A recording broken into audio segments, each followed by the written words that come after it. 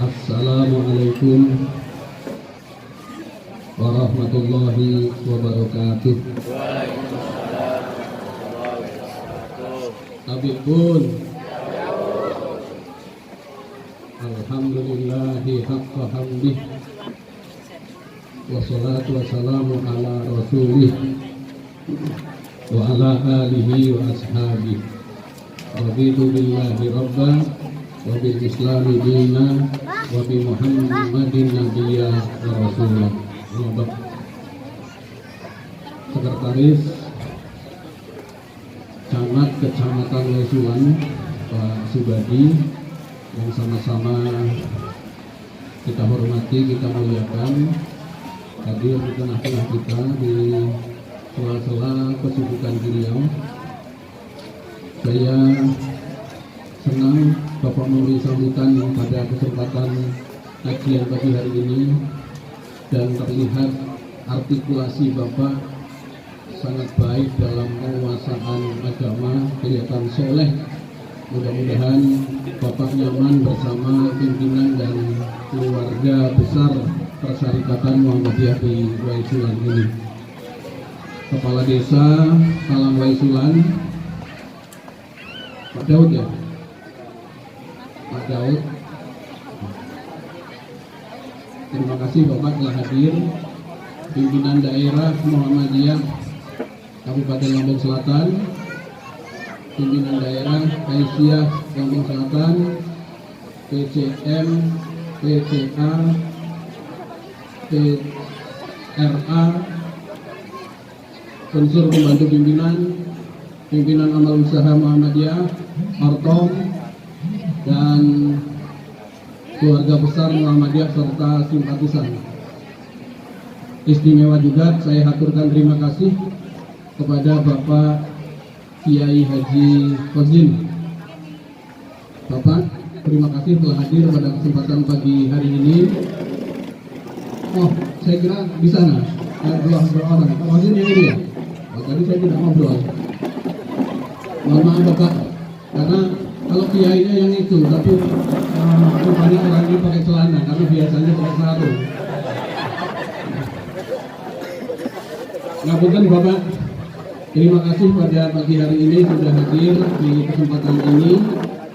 Muhammadiyah itu lahir 1912 dan NU lahir 1926, sehingga Muhammadiyah dan NU ini kakak beradik menjadi penyokong lahir dan berdirinya Negara Kesatuan Republik Indonesia. Jika NU dan Muhammadiyah akur, jika NU dan Muhammadiyah bersatu, jika Muhammadiyah dan NU ini kolaborasi, selesai semua urusan di negara Republik Indonesia. Tetapi sayangnya banyak orang yang punya kepentingan, banyak orang yang tidak suka kalau NU dan Muhammadiyah bersatu, sehingga sering dibedakan antara Muhammadiyah dan NU. Bapak Ibu, NU dan Muhammadiyah itu komplementer, saling melengkapi. Maka cobalah lihat simbol atau lambangnya. Muhammadiyah lambangnya matahari, menyinari kehidupan, memberi kehidupan, menyinari negeri. Lambangnya matahari. Sampai kepada lazim, semboyannya memberi untuk negeri karena simbolnya matahari. NU simbolnya itu bumi. Bumi. Ibu bapak bayangkan, sehebat dan seterang apapun matahari, kalau tidak ada bumi tidak ada artinya. Tetapi segagah apapun bumi, kalau tidak ada matahari maka tidak ada artinya, akan gelap gulita, tidak ada kehidupan. Oleh karena itu, jika matahari dan bumi ini bersatu, ini menjadi kekuatan yang sangat dahsyat di bumi pertiwi ini. Ibu bapak yang saya muliakan, panggilan yang akrab di NU itu memang biasanya kiai, kiai haji gitu. Kalau Saya walaupun saya S1, S2, S3 itu ilmu keagamaan, saya paling tinggi itu dipanggil Ustadz, Pak. Ustadz. Di Muhammadiyah ini tidak terbiasa memanggil pimpinannya kiai, manggilnya Ustadz. Ustadz itu biasanya rata-rata istrinya satu. Kalau kiai boleh lebih dari satu, boleh dua. Kalau kiai khos lagi itu boleh tiga. Di kalangan Katolik ada biarawan, ada biarawati, ada romo dan ada pastor. Romo atau pastor itu tidak boleh menikah, harus hidup selibat.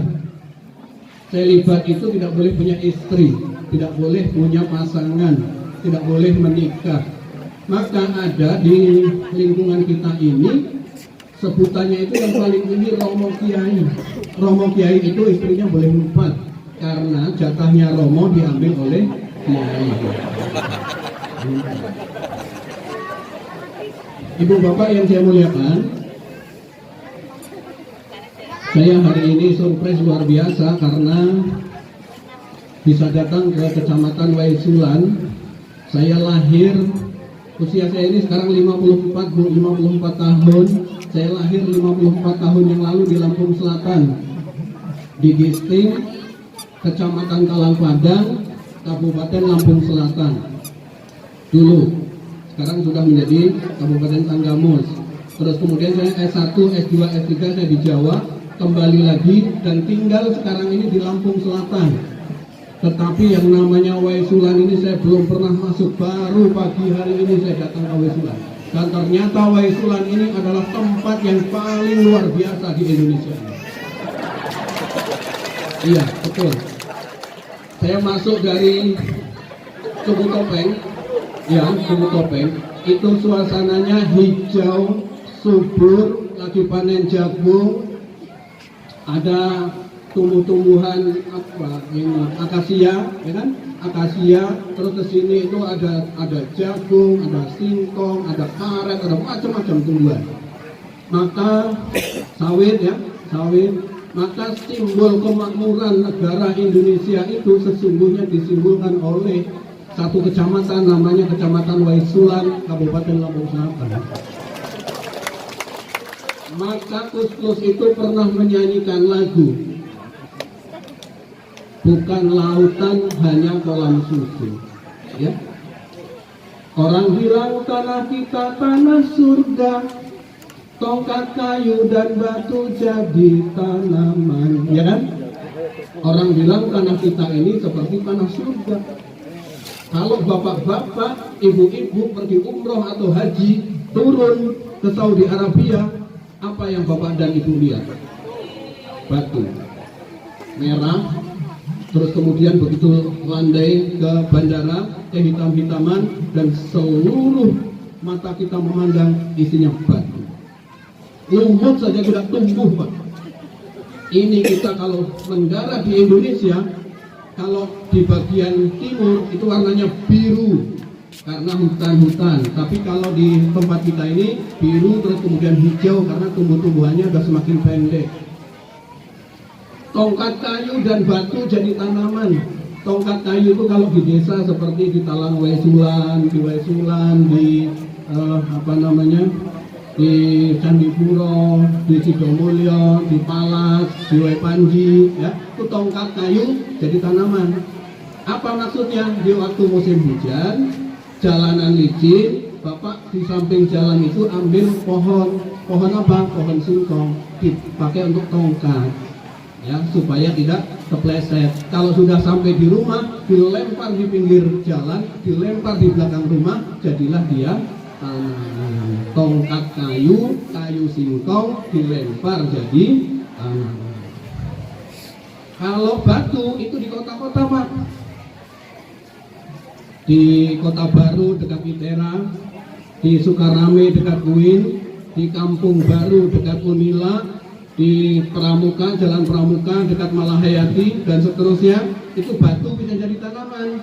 Batu campur pasir, campur semen, dilempar jadi kos-kosan. Satu kamar sekarang 5 juta 1 tahun. Kawan saya ada yang punya 250 pintu. Kawan saya ada yang punya 200 pintu dan seterusnya begitu. Setiap tahun batu bisa jadi tanaman. Kenapa Pak yang di Wesulan, yang di Wepanji, yang di Sidomulyo sudah hijau begini, sudah seger begini, tetapi kok masih banyak yang miskin di sepanjang jalan? Saya lihat penerima PKH, rumah ini penerima PKH, ada rumahnya pakai granit penerima PKH.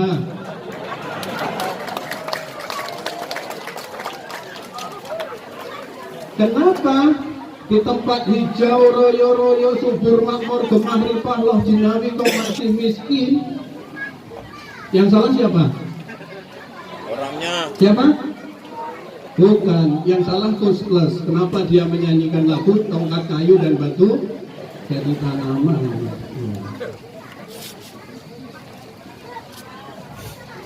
Pagi ini luar biasa sekali bagi saya ketemu dengan Bapak dan Ibu. Jumlahnya banyak sekali. Pokoknya sebelum zuhur kita selesaikan pengajian ini.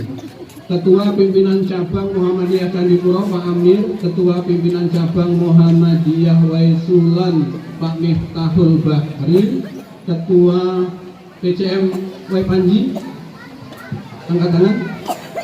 Oh di sana duduknya. Ya. Sidomulyo. Wah Sidomulyo ya Bapak. Kita sering berjumpa. Palas. Salam warahmatullahi wabarakatuh. Bapak-bapak pimpinan cabang ini menjadi motor penggerak yang luar biasa, yang kadang-kadang urusan pribadi dan urusan keluarga dikalahkan untuk urusan persyarikatan Muhammadiyah, yang dengan itu mudah-mudahan jerih payah perjuangan bapak-bapak dan tentu ibu-ibu PCA, PDA, PRA semuanya mudah-mudahan menjadi amal soleh yang dicatat sebagai ibadah dan diridhoi oleh Allah Subhanahu wa Ta'ala. Ibu bapak yang saya muliakan, hari ini kita berjumpa di PCM Wesulan, sebuah kecamatan yang insya Allah baik. Saya tadi salaman dari masih turun kendaraan ke sana terus itu dengan bapak-bapak. Mohon maaf bapak-bapak yang di belakang tadi tidak saya salami karena keterbatasan. Saya ini dulu ngajar di Fakultas Psikologi Pak. Ketemu dengan psikiater, ketemu dengan psikolog, ketemu dengan konselor banyak sekali gitu. Saya diajari bagaimana membaca wajah orang, saya diajari bagaimana membaca gerakan orang, saya diajari bagaimana membaca alis orang kalau bicara itu ada yang gitu, ada yang turun naik dan sebagainya. Termasuk diajari membaca getaran tangan orang. Nah tadi saya dari sana ke situ terus salaman semua bapak-bapak yang depan tadi salaman dengan saya. Alhamdulillah bapak-bapak yang salaman dengan saya semuanya orang baik, semuanya orang jujur, insya Allah perilakunya baik, ibadahnya baik, tidak banyak masalah. Kalau meninggal nanti husnul khotimah, tidak banyak masalah. Masalahnya sepertinya hanya satu, sudah kerja banting tulang sampai malam, kadang-kadang makan saja tidak sempat, tetapi hutangnya tidak pernah kunjung selesai. Nanti bapak kalau nggak percaya yang belum salaman dengan saya salami, nanti saya tebak masalahnya apa. Cocok ya Pak? Masalahnya itu ya. Kalau ada yang minta doa khusus bagaimana supaya hutangnya segera cepat lunas, itu nanti secara pribadi saja. Hutang cepat lunas itu harus baca surat Al-Kahfi, kemudian baca surat Al-Ikhlas, kemudian surat Al-Falaq, kemudian surat An-Nas, kemudian surat Al-Fatihah, bacakan di telapak tangan 3 kali, diusapkan ke muka dan di ubun-ubun. Kalau itu dibaca 40 hari 40 malam hutang belum lunas, maka terpaksa pakai surat tanah. Baru selesai.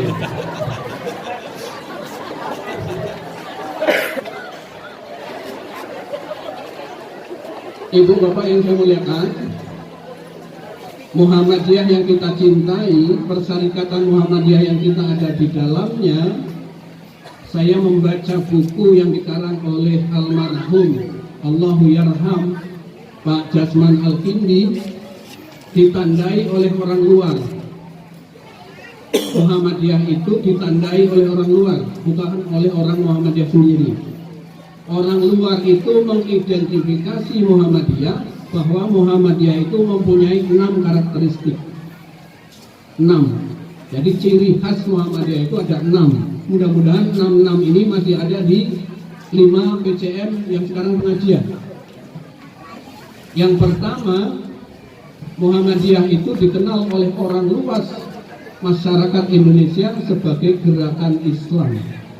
Gerakan Islam itu artinya digerakkan oleh orang Islam, gerakannya berdasarkan ajaran Islam untuk meraih cita-cita Islam, dan gerakannya itu dengan cara-cara Islam.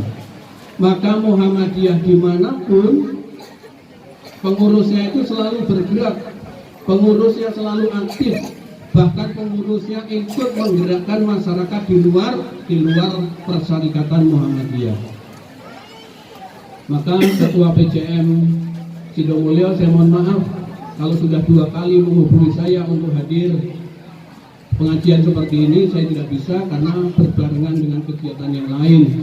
Karena pimpinan Muhammadiyah itu Pak, dari pusat sampai ranting, insya Allah semuanya bergerak, semuanya sibuk, semuanya aktif, tidak lain dan tidak bukan untuk li'iklahi kalimatillah, mengagungkan kalimat Allah supaya terwujud masyarakat Islam yang sebenar-benarnya.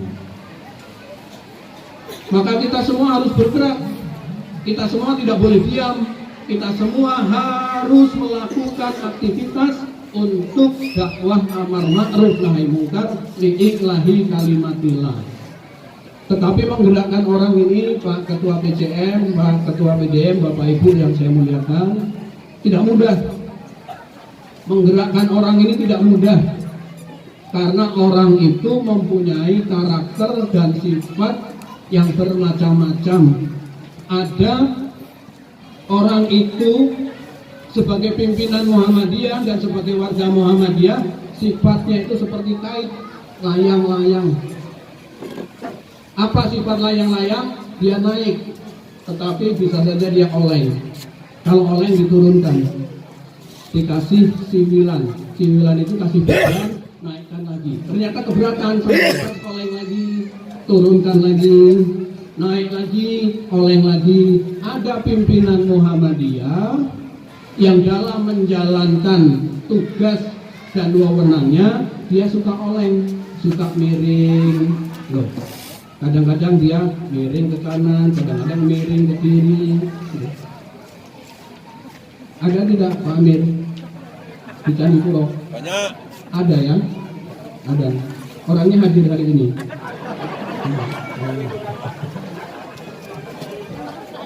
Ingat, ada pimpinan dan warga Muhammadiyah sifatnya seperti layang-layang.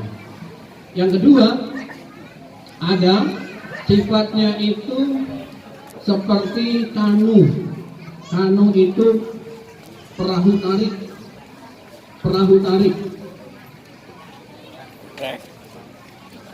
Kalau diundang jarang berangkat. Padahal dia pimpinan. Alasannya itu hujan. Oh lagi hujan, ya nggak bisa berangkat. Besok lagi diundang, masuk angin. Besok lagi diundang, oh saya nggak bisa, saya lagi diare. Besok lagi diundang, waduh sudah kenal mas, kamu gigi saya menyut, nggak bisa berangkat. Gitu. Maka besok-besok ibu-ibu, bapak-bapak ini yang Aisyah, kemudian bapak-bapak, kalau pimpinan, kalau nanti musda dan muscab, itu pilih pimpinan yang sehat. Al-mu'minul qawiyyu khairun wa ahabbu ilallah minal mu'minid dhaif. Cari yang sehat, kuat. Jangan cari pimpinan masuk anginan. Nah ini tadi kanu itu perahu tarik. Kalau tidak ditarik, tidak berangkat. Maka orang yang aku masuk angin, oh aku ngeluh, aku diare, aku apa nggak berangkat, itu kasih WA. Antarkan undangan ke rumah. Terus kemudian bapak telepon. Gimana kalau saya ampiri? Biasanya orang seperti itu, kalau diampiri ketuanya dia mau datang. Tapi kalau nggak diampiri dia tidak datang. Kenapa harus ditarik? Karena sifatnya sebagai kanu. Walaupun dia pimpinan tetapi harus ditarik. Kalau tidak ditarik dia tidak berangkat. Di Wepanji ada Pak yang kayak gitu Pak? Ada ya? Nanti dikumpulkan yang kayak gitu kan? Nah, kita tarik pakai ideologi khusus supaya dia rajin ngurus Muhammadiyah ini rajin. Kemudian yang pertama tadi sifatnya sebagai layang-layang, yang kedua kanu, perahu tarik, yang ketiga bola. Bapak tahu Ronaldo? Tahu pemain paling hebat. Bapak tahu Messi? Tahu itu pemain paling hebat di dunia. Tetapi begitu nembak bola dari titik putih, penalti kadang-kadang tidak masuk. Bola itu sudah diarahkan, sudah ancang-ancang, sudah pakai doa. Yang Islam Bismillahirrahmanirrahim, yang Katolik sudah begini, yang Kristen sudah begini, tembak, ternyata tidak masuk. Ada pimpinan dan warga Muhammadiyah sudah diarahkan, sudah briefing, sudah rapat koordinasi, sudah konsolidasi, sudah macam-macam pertemuan sudah diarahkan oleh PDM, tetapi dalam pelaksanaannya masih salah. Orang yang seperti ini biasanya lincah, kerja itu set gitu, tapi keliru terus. Gitu Pak ya? Ada Bu yang kayak gitu? Di ICM juga ada? Oh, ada. Saya tahu orangnya, biasanya pakai jubah kuning.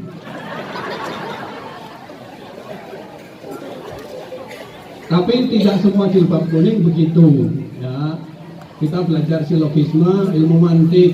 Jadi biasanya pakai jilbab kuning, tetapi yang jilbab kuning tidak selalu begitu. Oke. Ada lagi pimpinan Muhammadiyah itu kalau mau musda dan mau muscap itu rajin kemana silaturahim jalan keliling gitu supaya nanti kepilih. Tapi begitu sudah duduk jadi pimpinan, dia tidak aktif.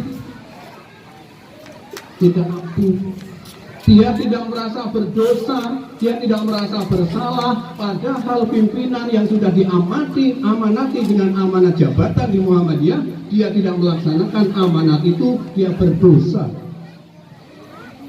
Santai saja. Ini Pak Hanafi ini paham lah kalau sekretaris itu biasanya menghubungi anggota pleno, Pak tolong Pak, saya tidak bisa. Yang satu lagi dihubungi wakil ketua, Pak, aku iso Mas. Yang satu lagi sampai 7 wakil ketua dihubungi nggak bisa. Akhirnya kembali ke ketua dan sekretaris lagi. Ada yang begitu. Yang 1, 2, 3, 4. Yang kelima, carikan yang kuat-kuat Mas. Yang gampang pingsan jangan di belakang saya. Masa Pak Suci pingsan. Yang kelima, ada pimpinan dan warga Muhammadiyah itu yang lebih mementingkan kepentingan pribadi dan keluarga daripada kepentingan persyarikatan. Ya, kalau diundang, nggak bisa, ponakan saya sedang disunat hari ini, besok lagi, nggak bisa, karena sepupu saya lagi nikah, besok lagi, nggak bisa, karena keluarga saya lagi hajatan, apalagi tasyakuran, dan begitu seterusnya. Ada pimpinan Muhammadiyah ini yang sehari-harinya sepanjang tahun tidak bisa ikut kegiatan Muhammadiyah karena kegiatan di keluarganya banyak sekali dan dia mementingkan kegiatan keluarga. Ini pasti ada, tapi orangnya tidak hadir karena sekarang sedang mengikuti acara keluarga.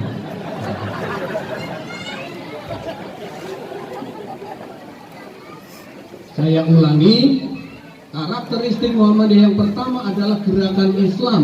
Maka Muhammadiyah pengurusnya harus terus bergerak. tetapi menggerakkan orang Muhammadiyah tidak gampang, karena ada yang mempunyai sifat seperti kait layang-layang, ada yang seperti kanu perahu tarik, ada yang seperti bol yaitu bola, ada yang rintih masuk anginan, dan ada yang mementingkan kepentingan keluarga. Satu. Kemudian yang kedua, Muhammadiyah ini karakteristiknya dikenal di luar sana Quran hadis. Quran hadis. Orang Muhammadiyah senang baca Quran, senang mempelajari Quran, senang berinteraksi dengan Quran, dan senang mempelajari hadis, mengamalkan isi kandungan hadis yang dibaca. Oleh karena itu, Ketua PCM yang hadir pada pagi hari ini harus menjadi program sekarang ini.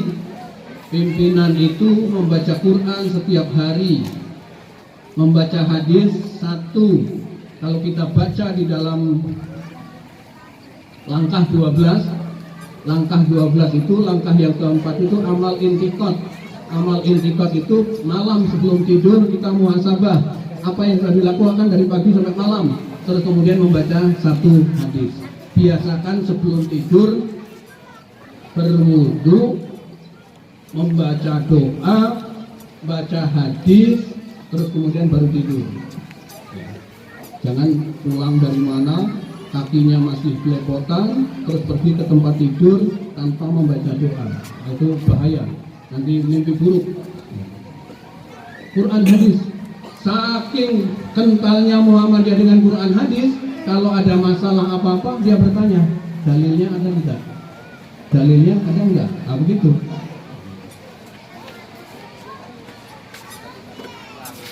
Di Jogja ada sekelompok pengajian orang-orang, bapak-bapak dan ibu-ibu yang membuat majelis taklim, ingin berpegang pada Quran hadis secara kuat.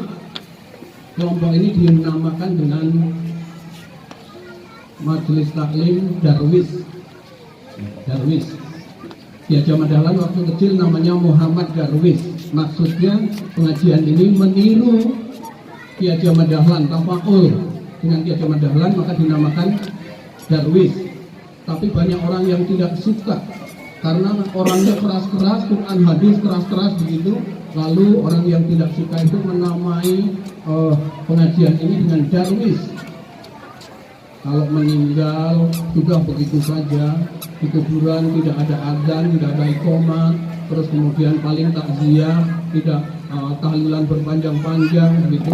Yang tidak suka kepada kelompok ini menyebutnya itu kelompok pengajian Darwis. Maksudnya apa? Nek modar ya wis.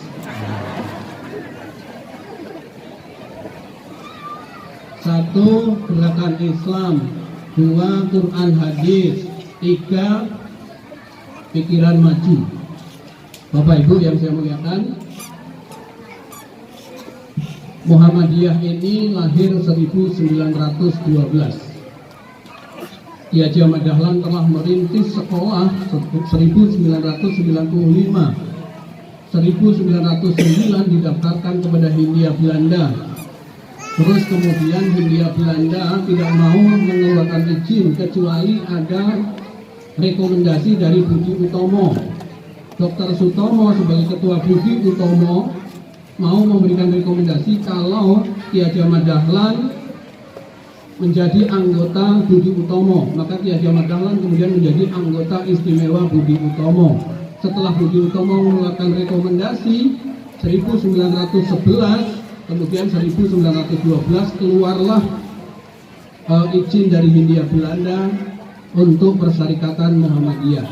Sekolah yang dirintis 1905 itu didaftarkan sebagai kegiatan Persyarikatan Muhammadiyah.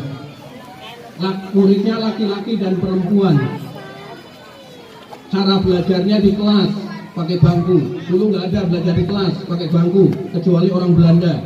Terus kemudian pakai baju dan pakai celana. Dulu orang Islam nggak ada yang pakai celana, pakainya sarung.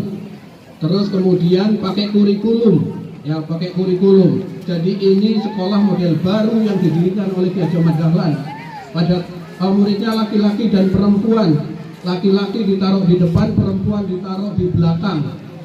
Seperti apa? Seperti orang sholat, laki-laki di depan, perempuan di belakang. Karena kalau perempuan ditaruh di belakang, anak laki-laki di belakang itu suka jahil, suka nakal.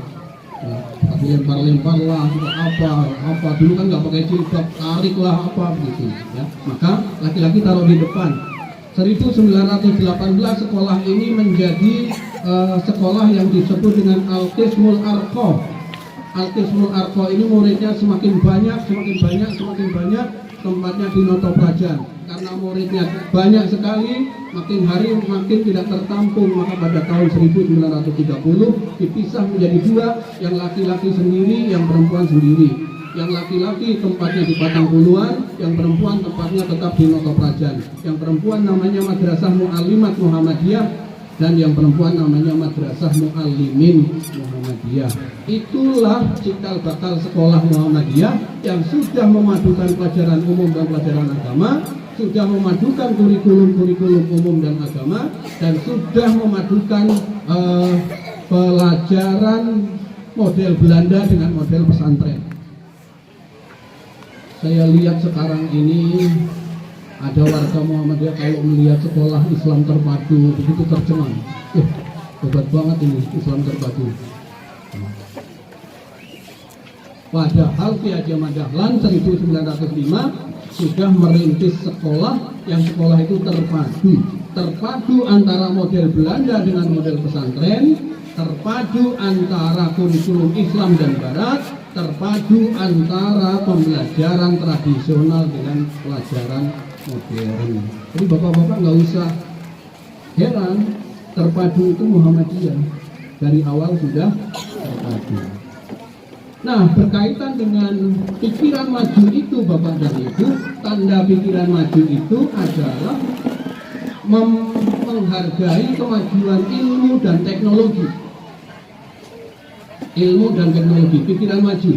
Maka Muhammadiyah dalam menetapkan 1 Ramadan, 1 Syawal dan 1 Dzulhijjah menggunakan hisab. Bukan berarti ru'yah tidak dihargai, menggunakan hisab karena menghargai, menghormati ilmu dan kemajuan teknologi. Karena sekarang gerhana sudah bisa diramalkan kapan akan terjadi, dan terjadi tidak meleset bilangannya itu menit per menitnya. Gerhana matahari, gerhana bulan dan lain sebagainya. Sehingga Muhammadiyah sejak kelahirannya dikenal dengan pikiran maju. Biasanya pikiran maju ini ada di kota-kota, maka Muhammadiyah lebih berkembang di kota-kota. Sedangkan di desa-desa itu biasanya Nahdlatul Ulama yang lebih tekun dalam melakukan pembinaan dan berkembang banyak sekali pesantren-pesantren, berkembang banyak sekali majelis taklim yang itu juga memberikan pencerahan bagi bangsa Indonesia. Jika perkotaan dan pedesaan, jika perguruan tinggi dan majelis taklim berkolaborasi untuk menciptakan masyarakat yang pintar, masyarakat yang cerdas, saya kira itu menjadi kekuatan yang sangat dahsyat di negara yang kita cintai ini. Untuk mewujudkan pikiran maju ini, pimpinan dan warga Muhammadiyah harus rajin membaca. Ibu-ibu Aisyah, Majelis Tabligh PP Muhammadiyah menganjurkan kepada kita untuk membaca buku, membaca literatur minimal dalam 1 hari 1 malam, 24 jam, kita sisihkan waktu 2 jam untuk membaca. Ketua PCM rajin membaca, Ketua PCA rajin membaca, kita semua rajin membaca. Jangan jadi pimpinan dan warga Muhammadiyah tidak membaca. Sehari 2 jam membaca buku, sehingga kita menjadi orang yang berpikiran maju. Orang yang berpikiran maju itu biasanya mempunyai wisdom, kebijaksanaan, tidak sempit pandangan, tidak tidak cepat menyalahkan orang, karena kita mempunyai wawasan yang luas. Pikiran maju, baca. Saya S1 ilmu perbandingan agama, S2 hubungan antar agama, S3 Islamic Studies. Saya mempelajari agama-agama besar di dunia, Pak. Seluruh agama-agama besar di dunia ini saya pelajari. Dan nanti tanggal 3 malam saya diundang oleh sekitar 100 orang pastor di Pringsewu. Saya akan jadi narasumber di situ. Ada tuh ini apa namanya Ustadz di Muhammadiyah ini jadi penceramah kalangan pastor-pastor. Tapi saya ingin mengatakan begini, bahwa agama-agama besar di dunia itu tidak satu pun yang kitab sucinya itu pertama kali menganjurkan membaca. Coba kitab suci Al-Quran punya kita, ayat yang pertama kali turun Iqra, baca. Tapi kita membaca paling malas. Apa mas? Waktunya habis? Belum ya? Bentar, belum ada sepertiga ini pembukaan. Pokoknya sebelum zuhur, yang panas ini biar latihan. Masa hanya kokam sama tapak suci aja yang dijemur. Pimpinan-pimpinan ini sekali-sekali dijemur di depan.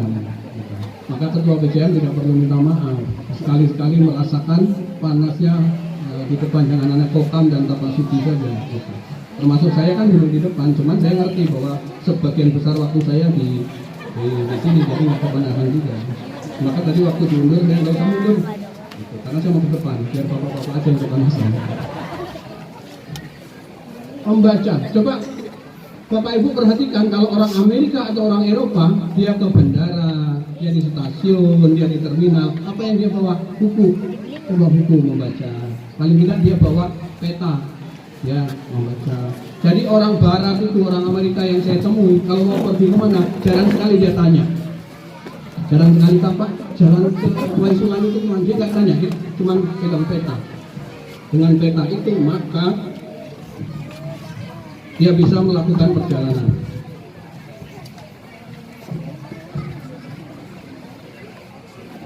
Terima kasih ya Pak. Nanti setelah ini ada kopi, ada teh, nah turun-turun. Sudah biasa dan nanti saya buka. Etos keilmuan itu justru ada di Amerika dan di Eropa. Padahal ayat yang pertama kali turun Iqra, tapi membaca kita lemah. Kerja begitu juga. Waktu pembangunan apa itu yang di NTB itu Mandalika. Ada pemborong dari Korea, ada pemborong dari Jepang, dan ada pemborong dari Indonesia. Campnya itu dibuat tiga. Jadi ada tenda-tenda begitu. Yang orang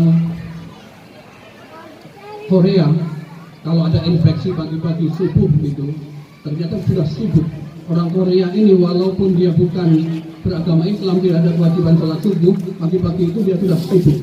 Dan ala tang tengkong sudah mulai sibuk ya. Helikopter naik. Yang camp Jepang itu juga sudah ada gerak. Oh ternyata orangnya itu sudah lari-lari kecil, sudah senam taiso. Iknik samsit, orang Jepang. Giliran camp orang Indonesia Bu,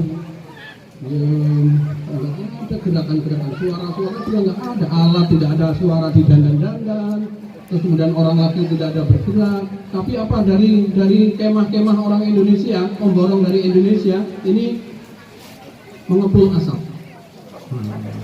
Habis subuh mengepul asap, helikopter turun. Apa yang terjadi di camp Indonesia? Oh, setelah sampai di bawah ternyata ibu-ibunya di tenda itu masak, lezat sekali pagi-pagi itu mengeluarkan asap, sementara bapaknya ngopi sambil merokok mengeluarkan asap. Luar biasa. Maka etos kita harus kita perbaiki. Pak Hanafi tidak merokok kan? Alhamdulillah. Pimpinan Muhammadiyah disarankan tidak merokok. Kalau terpaksa merokok karena kebiasaan dari dulu, ya mudah-mudahan nanti berhenti. Ada yang bilang memang Pak, rokok itu saya senangi. Kalau saya tidak merokok di dunia ini, saya hentikan, berarti kehilangan kesenangan saya. Saya katakan, tenang saja Pak, hilangkan sementara, nanti Bapak akan bisa merokok di surga. Oh, di surga boleh merokok? Boleh Pak, karena surga itu boleh apa saja, kesenangan apa saja boleh dilakukan. Jadi Bapak boleh merokok sepuasnya di surga. Oke lah Pak kalau begitu.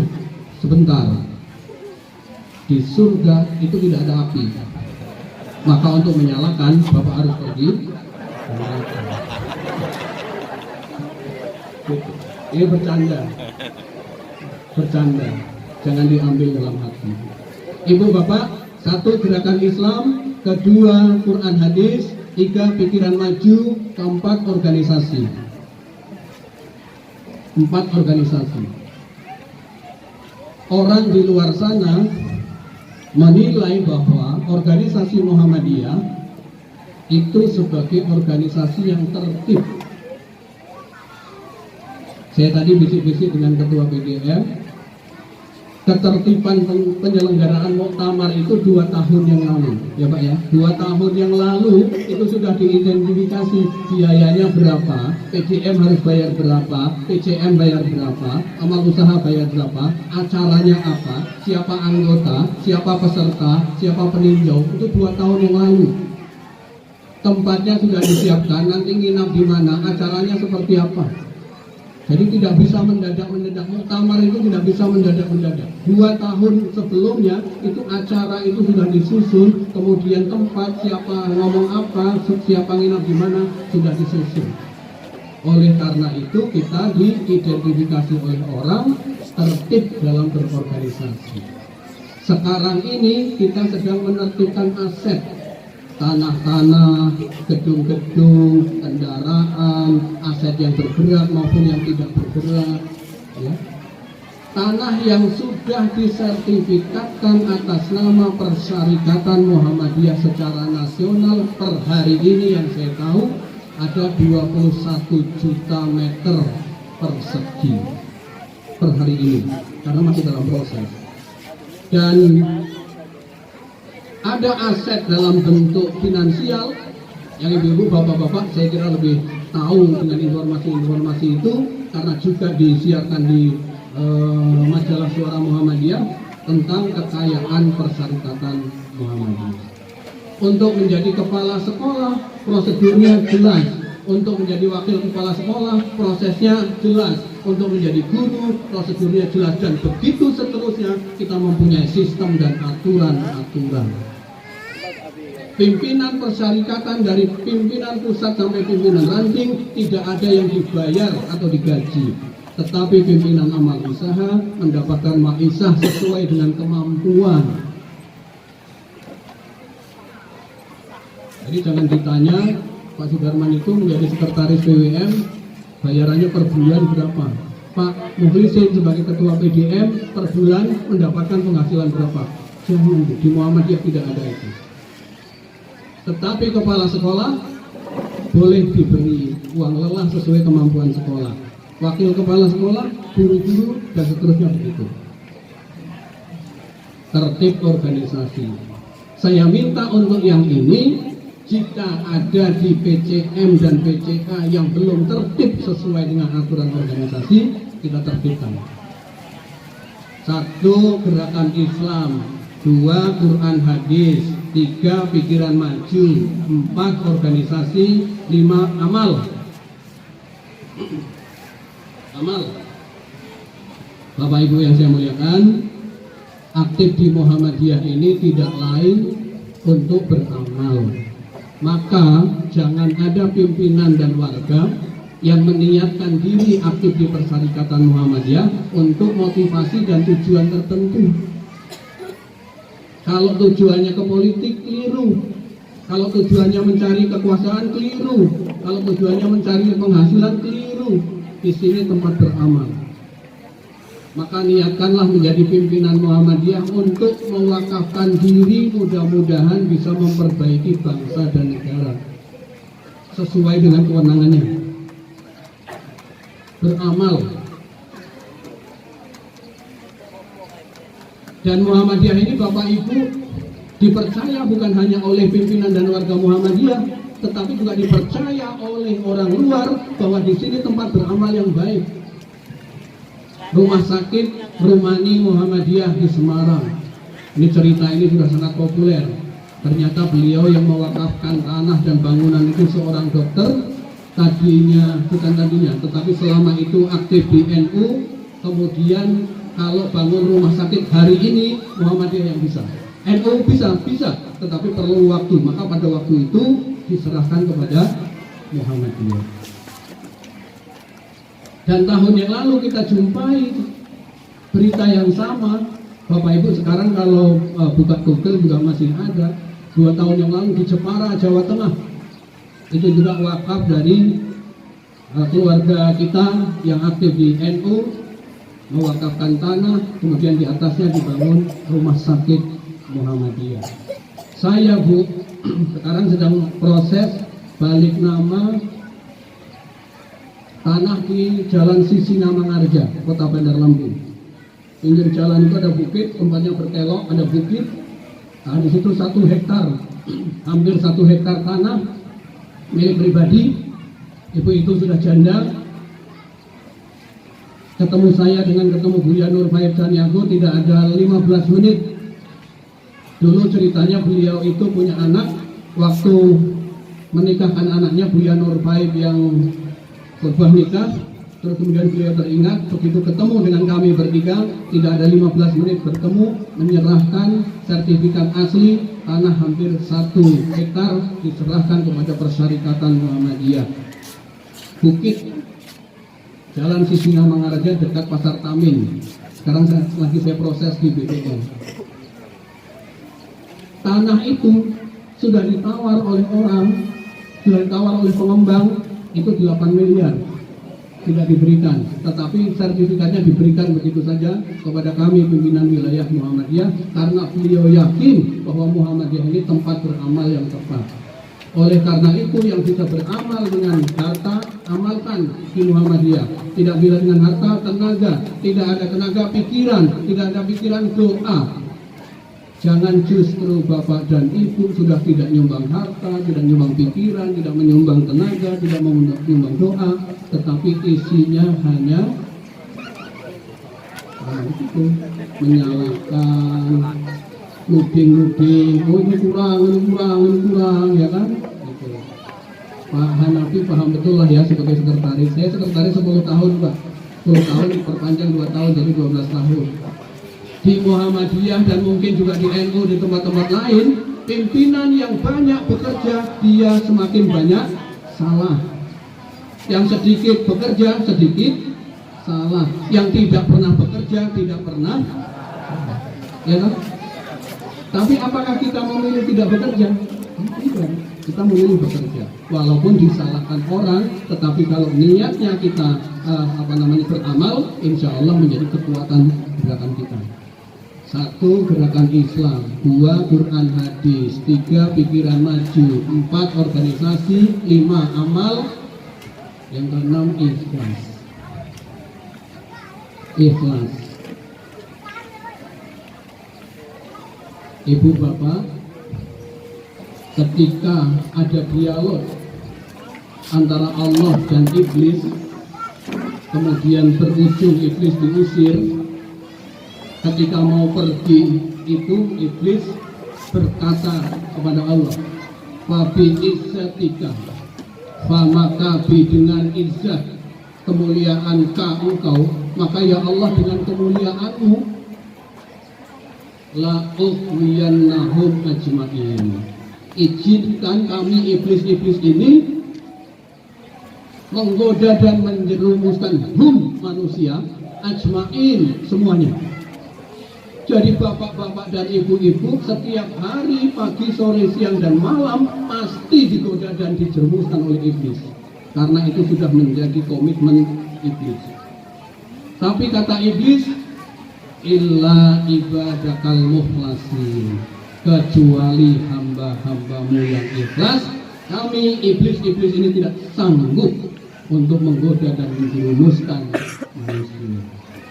Dan kita menjumpai di Persyarikatan Muhammadiyah ini banyak orang-orang yang tulus ikhlas mempersembahkan dirinya untuk pengabdian di persyarikatan, ikhlas karena Allah Ta'ala. Dan ini yang harus kita jaga, dan ini harus kita wariskan kepada anak-anak kita, kepada generasi kita. Saya tahu bahwa bapak-bapak pimpinan di PDM, PDA, PCM, PCA, PRM, PRA adalah orang-orang yang ikhlas. Tetapi apakah keikhlasan kita sudah kita wariskan kepada generasi muda? Itu yang menjadi beban dan tanggung jawab kita. Maka pengajian-pengajian besok, Pak Hanafi, panitianya jangan bapak-bapak yang sudah sepuh-sepuh angkat kursi, angkat meja, jangan. Anak pemuda Muhammadiyah, Tapak Suci, HW, IMM, IPM, itu bapaknya mengawasi, anak-anaknya kerja. Setelah itu buatkan kopi, terus kemudian ada makanan-makanan. Keikhlasan kita bagus untuk kita, tetapi mari kita wariskan. Oke. Jadi ibu dan bapak yang saya muliakan, orang luar mengidentifikasi Muhammadiyah bahwa Muhammadiyah itu mempunyai 6 karakteristik. 1. Gerakan Islam, 2. Quran Hadis, 3. Pikiran maju, 4. Organisasi, 5. Amal, 6. Ikhlas. Itu yang harus kita kembangkan terus menerus. Saya ingin mengakhiri ceramah pada pagi hari ini bahwa sekarang ini Persyarikatan Muhammadiyah sudah sangat besar.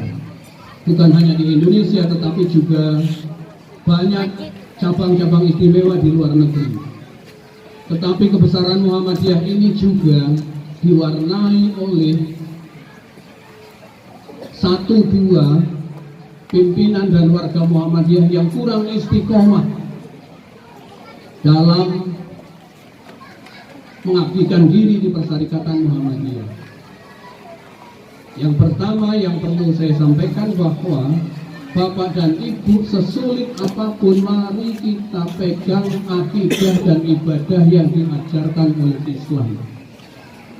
Nanti semakin ke belakang itu semakin sulit, tantangannya makin banyak, godaannya makin banyak.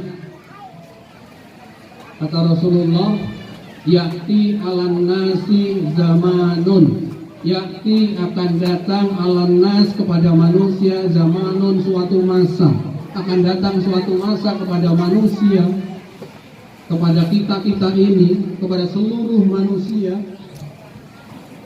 as-sabiru fihim ala dinihi, orang yang bersabar melaksanakan ajaran agamanya, al-qabili alal jamri, dia itu seperti menggenggam bara api. Besok di akhir zaman, ibu-ibu dan bapak, akan datang suatu masa kalau orang itu aktif menjalankan agama seperti menggenggam bara api. Dia dianggap salah, dia dianggap keliru, dia dianggap tidak umum, dia dianggap aneh, dan seterusnya. Tetapi apakah kita akan mundur dan tidak melaksanakan ajaran Islam? Tentu tidak. Karena kata Nabi, orang yang berpegang teguh pada agama adalah orang-orang yang berbahagia dan mendapatkan kemenangan. Kemudian yang kedua, kepada pimpinan dan warga Muhammadiyah saya minta untuk istiqomah berkhidmat di Muhammadiyah. Mungkin saja di luar sana banyak fata morgana yang menggiurkan, tetapi pada saatnya dan sudah banyak pengalaman pimpinan-pimpinan Persyarikatan Muhammadiyah, ternyata di luar sana mendapati sesuatu yang tidak sekafah, tidak sesempurna Persyarikatan Muhammadiyah. Jangan gampang tergoda. Apalagi kalau godaan itu yang sifatnya adalah gerakan-gerakan yang fundamental. Hati-hati. Hati-hati. Pimpinan cabang mulai dicek siapa yang aktif pengajian di Muhammadiyah, tetapi pengajian juga di luar sana. Dia tidak marem kalau pengajian hanya di Muhammadiyah, maka dia mengundang ustadz-ustadz dari luar sana. Mulai dicek, karena boleh jadi pada suatu ketika Muhammadiyah yang dibawa-bawa untuk menyelesaikan urusan mereka, tiba-tiba yang berwajib menemui pimpinan Muhammadiyah. Ini anakmu, ini anggotamu, ini wargamu. Kenapa? Ternyata dia tidak puas dengan kegiatan-kegiatan Muhammadiyah dan dia mengikuti kegiatan-kegiatan di luar. Dia tidak tahu bahwa kegiatan-kegiatan di luar itu ada yang tidak sesuai dengan ideologi Pancasila dan Undang-Undang Dasar 1945. Yang paling akhir yang ingin saya sampaikan pada kesempatan pada hari ini, Ibu Bapak yang saya muliakan, hidup berbahagia dan hidup tenang, hidup memperoleh kemenangan apabila kita hidup ini seimbang antara dunia akhirat, seimbang antara lahir dan batin, seimbang urusan pribadi dan urusan organisasi, seimbang duniawi dan ukhrawi. Dan yang paling sederhana untuk kehidupan pribadi, hidup yang seimbang itu adalah hidup yang seimbang antara intelektual, spiritual, dan skill. Ya, intelektual, spiritual, dan skill. Intelektual itu disimbolkan di kepala karena kepala ini isinya otak. Kepala ini orang Inggris, orang Amerika menyebutnya dengan head. Apa? Head. Sedangkan spiritual di sini hati. Orang Amerika dan orang Inggris menyebutnya heart. Apa? Heart. Sedangkan skill disimpulkan di sini. Orang Eropa, orang Amerika menyebutnya hand, ya, hand. Maka hidup yang bagus itu apabila dia cerdas, dia juga saleh atau saleha, tapi dia juga punya keterampilan yang memadai untuk mengatasi kebutuhan hidup. Kalau saya tunjuk begini, Ibu dan Bapak ucapkan ini head.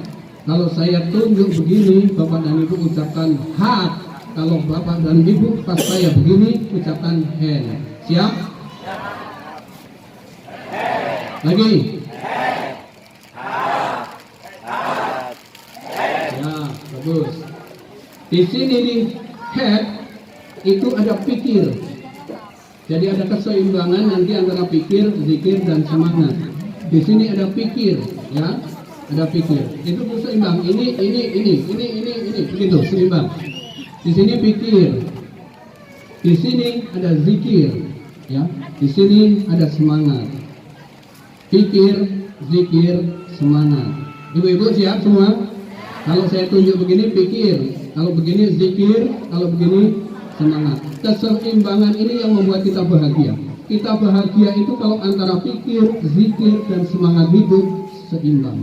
Kalau ada yang tinggi dan ada yang rendah, tidak berbahagia kita. Ya, siap?